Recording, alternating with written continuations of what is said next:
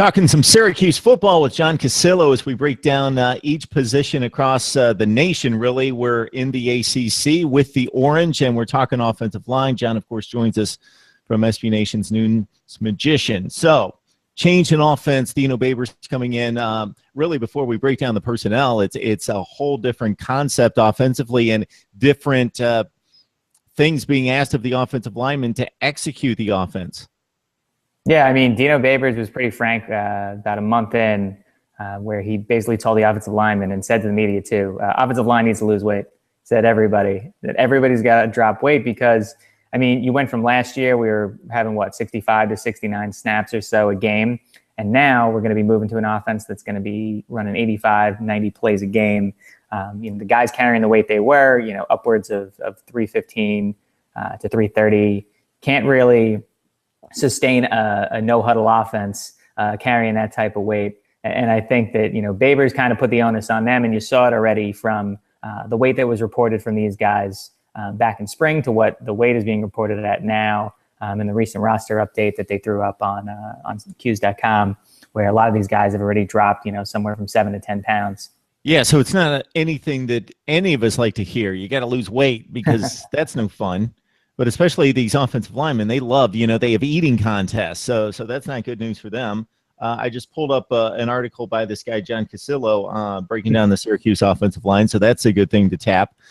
Looking at personnel, how does it size up across the board in regards to the Orange's offensive line? And we always like to hear the final word on how you feel about this position. Sure. I mean, honestly, we're going to be replacing 3 out of 5 names. It's not something people like to hear a lot, but for me, this is probably an ideal time to do it. You're hitting reset on the entire offense, so why not bring in some new blood? I think the last couple of years, actually, we've had some pretty big offensive line classes. I think this is a perfect time where even if this is a transition year, 2015 we had 5 really, really solid offensive linemen coming in, mostly from the Illinois area. I think this year Babers kind of started bringing in some guys that maybe fit his mold a little bit more, but we do have a lot of depth here. And I think, to be honest, I know I mentioned that article, I think across the line, we've got more depth here than anywhere else. So I think even if guys aren't 100% ready to run this style of offense, I think we have enough bodies that we can easily cycle in,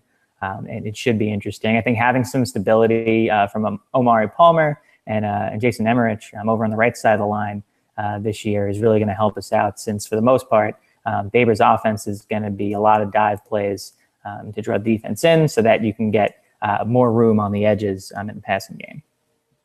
You must have listed, 15 or 16 guys. I didn't count them, but if you go through each and every guard, center, and tackle position, there's a lot of guys listed here. So does that speak to depth, or does that speak to just a lot of guys are in the mix? We have no idea what's going on, and some other guys could jump into this over the veterans because of the change in offensive philosophy. I think it speaks to depth, to be honest. I think a lot of the new guys, especially the ones that Babers brought in for 2016, I think ideally you always want to redshirt those kids on the offensive line. I think that your 5 starters listed right now, that's Lasker, Roberts, Emerich, Palmer, and then Jamar McGloster, I think those are probably your 5 starters. So I think that a lot of this speaks to depth. I mean, you look at a lot of these names on the second line, the 2 deep, and a lot of them are the kids I was talking about earlier, these 2015 kids who, from our side at least, as folks covering and watching the team on a daily basis, were guys that we were pretty high on. And again, as long as they can lose the weight and keep up with the offense, I think you're going to see some good things from them while they cycle in and give the starters a break. But then as some of these older guys, start to leave the program, we could have a really nice, 2 or 3 year group of starters on our hands, just like we did kind of toward the end of Ryan Nassib's career a few years back. Omari Palmer, a redshirt senior with 21 starts to date, seems to be the most experienced guy of the bunch. John Casillo from News Magician helping us out on the Syracuse offensive front. Always appreciate it, John. Of course, Mark.